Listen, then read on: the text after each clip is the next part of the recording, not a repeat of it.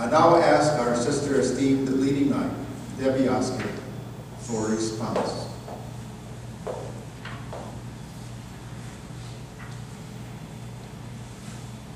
The Stars and Stripes, flag of the United States of America, the worldwide hope of all who under God would be free to live and do His will.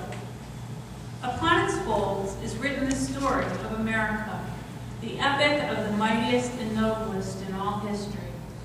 In the days when people of the old world groveled in abject homage to the heresy of the divine right of kings, a new constellation appeared in the western skies, the Stars and Stripes, symbolizing the divine right of all to life, liberty, happiness, and peace under endowment by their Creator.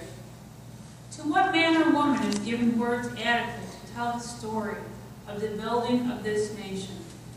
That immortal story is written in blood, sweat, in heroic deeds and unremitting toil, in clearing the primeval forests and in planting of vast prairies where once the coyote and buffalo roamed.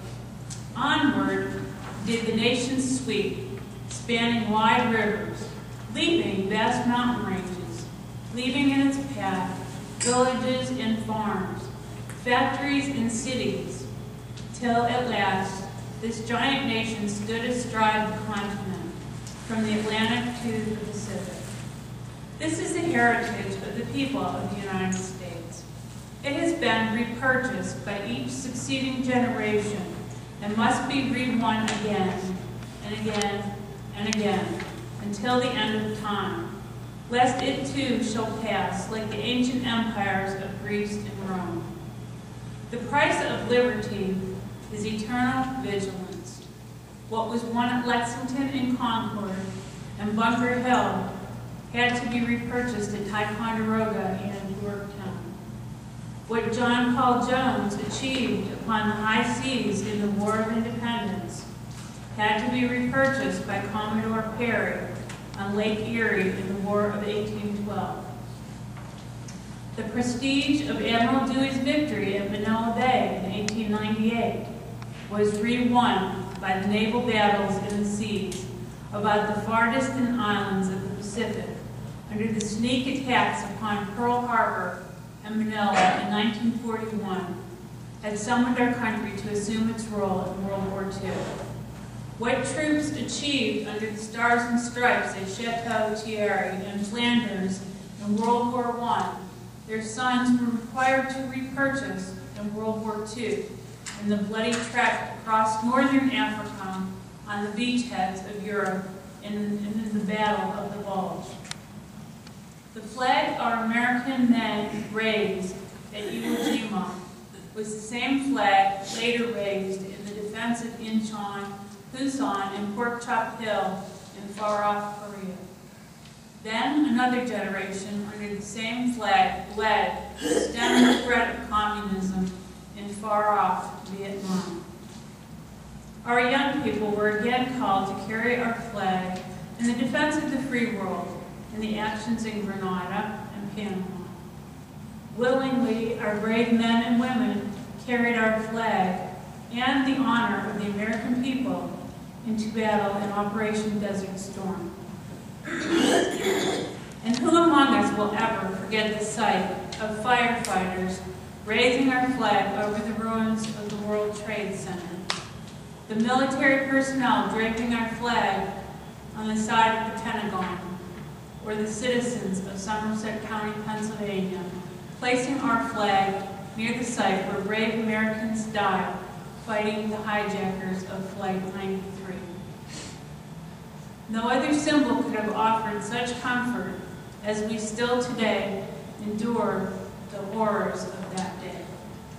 Today, the American Armed Forces carry our flag in the villages of Iraq, the mountains of Afghanistan, and the jungles of the Philippines, and wherever terrorism may reside. Their struggle against the sponsors of terrorism is the hardest battle yet. And this threat to our nation and to our way of life is certainly as great a challenge as our flag has ever seen. The resurgence of patriotism since September 11, 2001 has rekindled our respect for our flag. Today, we see the Star-Spangled Banner wherever we turn, on homes, businesses, automobiles, and billboards. Such displays stimulate our love for our nation and for what it stands. They remind us of the sacrifices being made by the men and women of our armed forces around the world.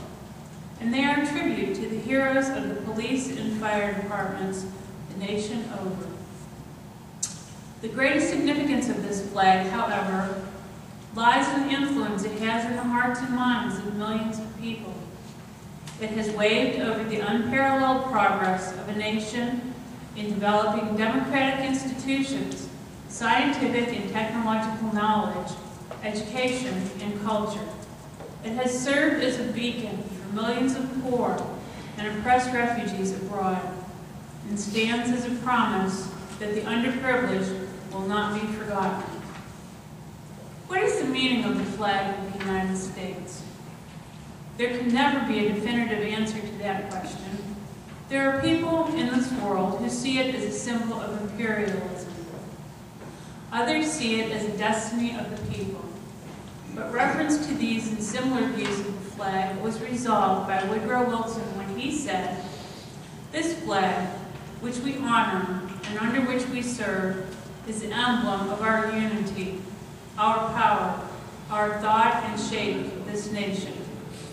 It has no other character than that which we give it from generation to generation. The choices are ours. Only love, true love of our fellow man, can create peace. The emblem and token of that love is the stars and stripes, the symbol of the American way of life."